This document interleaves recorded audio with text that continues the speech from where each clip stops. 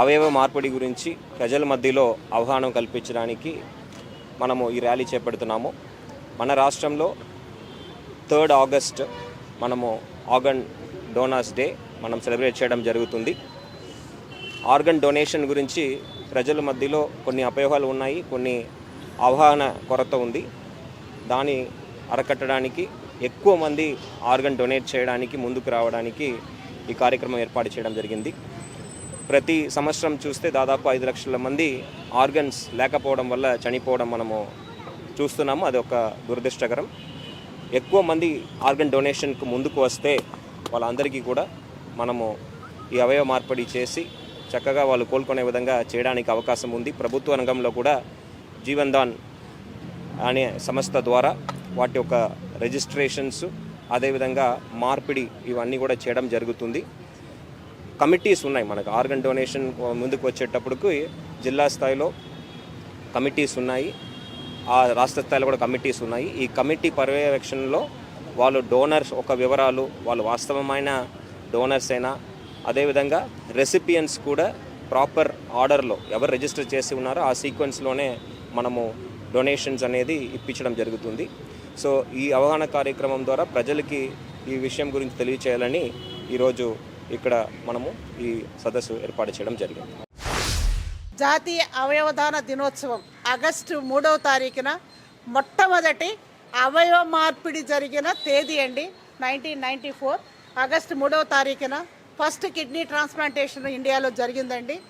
ఆ దినాన్ని శిరస్మరణం చేస్తూ మన ఈ భారత ప్రభుత్వం ఇటీవలే జాతీయ అవయవదాన దినోత్సవంగా ఆగస్టు 3ని ప్రకటించడాన్ని మేము స్వాగతిస్తున్నాం. అఖిల భారత శరీర అవయవదాతల సంఘంగా ఈ రోజున మనం సెలబ్రేట్ చేసుకుని ప్రజల్లో అవగాహన పెంచడం కోసం ఆగస్టు 3వ తేదీని పురస్కరించుకుంటూ రేపు రాబోయే ఆగస్టు 6వ తారీఖు వరల్డ్ ఆర్గాన్ డోనర్స్ డే, అట్లాగే ఆగస్టు 13వ తారీఖున వరల్డ్ ఆర్గాన్ డొనేషన్ డే. అంటే ఈ వీక్ అంతా మేము గతంలో జరిపేవాళ్ళం ఆగస్టు 6 నుంచి 13 దాకా. ఇప్పుడు ఆగస్టు 1వ తారీఖు నుంచి ఆగస్టు 15వ తారీఖు వరకు అవయవదాన పక్షోత్సవాలుగా నిర్వహిస్తున్నాం.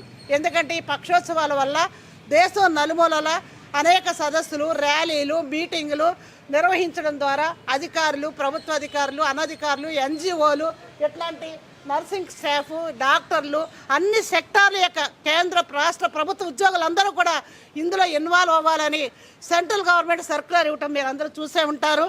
కాబట్టి బాధ్యత కలిగిన ప్రతి పౌరుడు ఈ సమాజంలో తన వంతు బాధ్యత నెరవేర్చడానికి అవయవదానం చేయాలని చెప్పేసి పిలుపు ఇవ్వటం జరిగిందండి.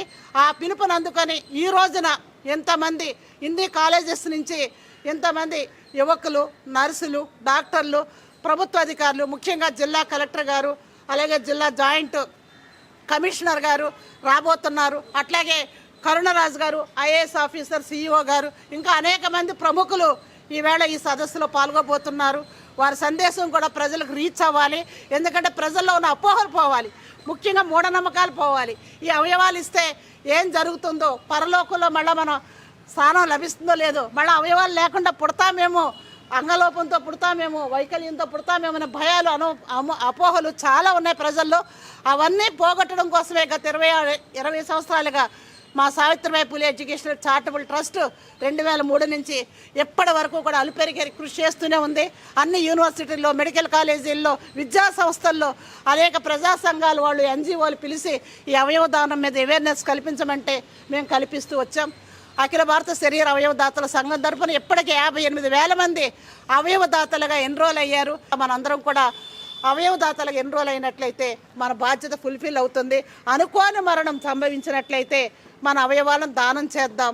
ఆ అవయవాలు దానం చేయటం ద్వారా 10 మందికి జీవనాన్ని ఇద్దాం. ఇది ఒక మానవీయ ఉద్యమం, మహోన్నతమైన మానవ సంస్కారానికి నిదర్శనం. సాటి మనుషులు ప్రేమించాం, సమాజం పట్ల ఇంత బాధ్యత ఉందని చెప్పడానికి నిదర్శనంగా మీరందరూ ఆర్గాన్ డోనర్స్గా నమోదు కావాలని మేము కోరుకుంటున్నాం. మిత్రులారా, అవయవదానం పట్ల అపోహలు వేడండి, అవయవదానం చేద్దాం. ఇది అవయవదానం మించిన మహాదానం ప్రపంచంలో ఇంకేమీ లేదు తెలియజేస్తూ ఈవేళ ఈ కార్యక్రమానికి వచ్చిన పెద్దలకు, పిన్నలకు, యువకులకు, ఎన్జిఓలకి, ప్రభుత్వ అధికారులకి, జిల్లా కలెక్టర్ గారికి మేము హృదయపూర్వకమైన ధన్యవాదాలు తెలియజేస్తూ సెలవు తీసుకుంటున్నాం.